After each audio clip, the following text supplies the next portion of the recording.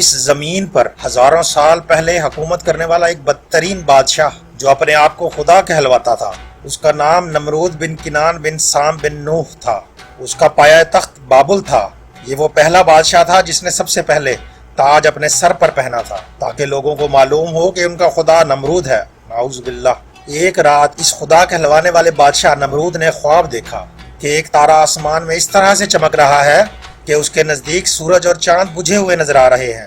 جیسے ہی وہ بیدار ہوا اس نے اپنے محل کے نجومیوں سے پوچھا تو انہوں نے بتایا کہ تمہاری سلطنت میں ایک جوان ایسا آئے گا جو تیرا مرتبہ دبدبہ سب ختم کر دے گا اور تیری حکومت کو نیست و نابود کر دے گا۔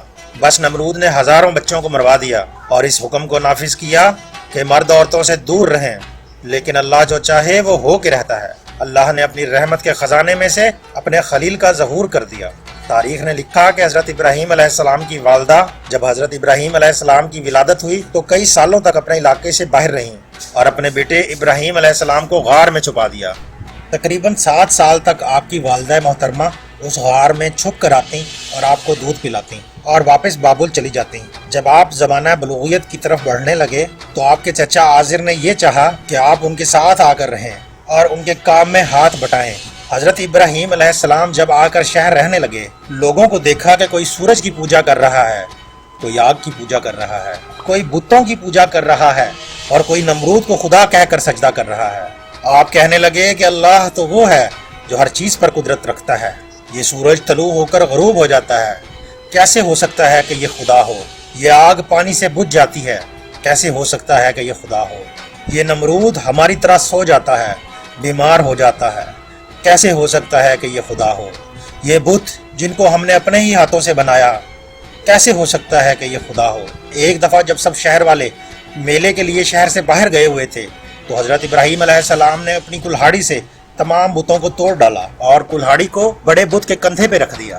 لوگ جب واپس آئے دیکھا کہ سارے بت ٹوٹے ہوئے ہیں۔ سب نے یہ مان لیا کہ یہ کام ابراہیم علیہ السلام کا ہے۔ ابراہیم علیہ السلام کہنے لگے دیکھو اور ان سے پوچھو، ہو سکتا ہے اس بڑے بت نے توڑا ہو۔ سب حیرت سے پوچھنے لگے کہ یہ بت آخر کیسے توڑ سکتا ہے؟ تو ابراہیم علیہ السلام نے فرمایا کہ میں بھی تو یہی کہہ رہا ہوں کہ اگر یہ کسی بت کو توڑ نہیں سکتا تو یہ کیسے ہو سکتا ہے کہ یہ ہمارا خدا ہو؟ نمرود نے حکم جاری کیا کہ ایک ایسی آگ جلائی جائے کہ جس میں ابراہیم علیہ السلام کو اس طرح سے جلایا جائے کہ لوگ عبرت حاصل کریں۔ 2 سالوں تک مسلسل لکڑیوں کو جمع کیا گیا اور ایک بہت ہی بڑی آگ جلائی گئی۔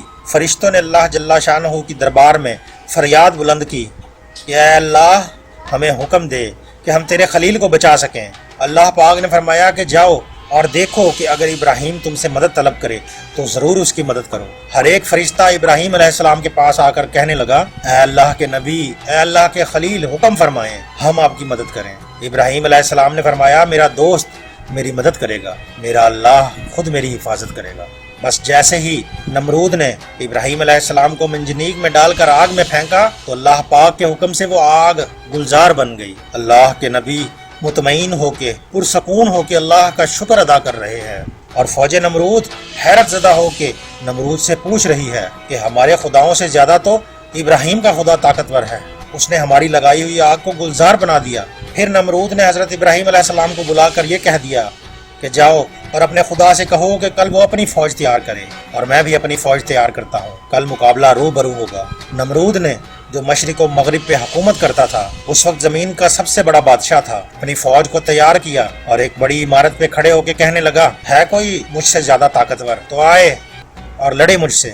اتنی دیر میں اللہ نے مچھروں کو حکم دیا کہ جاؤ اور اس نمرود کی فوج کو فنار کر دو۔ وہاں سے بڑے بڑے مچھر آئے اور نمرود کی فوج کا خون اور گوشت کھا گئے۔ نمرود حیرت زدہ دیکھ ہی رہا تھا کہ ایک لنگڑا مچھر نمرود کے ناک میں گھس گیا۔ نمرود اپنے سر کو دیواروں پہ مارنے لگا کہ مجھے کوئی بچائے، لیکن افسوس اللہ کا عذاب جب آتا ہے تو کوئی کسی کو بچا نہیں پاتا۔ وہ فوراً اپنے محل میں آیا، بے چین ہونے لگا، اپنے خادمین سے کہنے لگا کہ اپنی جوتیوں سے میرے سر کو مارو۔ جب جب نمرود کے سر پہ کوئی جوتا مارتا تھا تو نمرود کو سکون آتا تھا، کیونکہ وہ مچھر نمرود کے ناک سے ہوتے ہوئے نمرود کے دماغ میں آ گیا تھا اور دھیرے دھیرے اس کے دماغ کو چاٹتا رہا۔ تاریخ نے لکھا کہ وہ بدترین بادشاہ جو خود کو خدا کہلوا کر اللہ کے بندوں کو گمراہ کرتا تھا، اب وہی بندے جوتیوں سے اس کا سر پیٹتے تھے اور ایسے تڑپ تڑپ کے وہ فنار ہو گیا، اس کی سلطنت نیست و نابود ہو گئی۔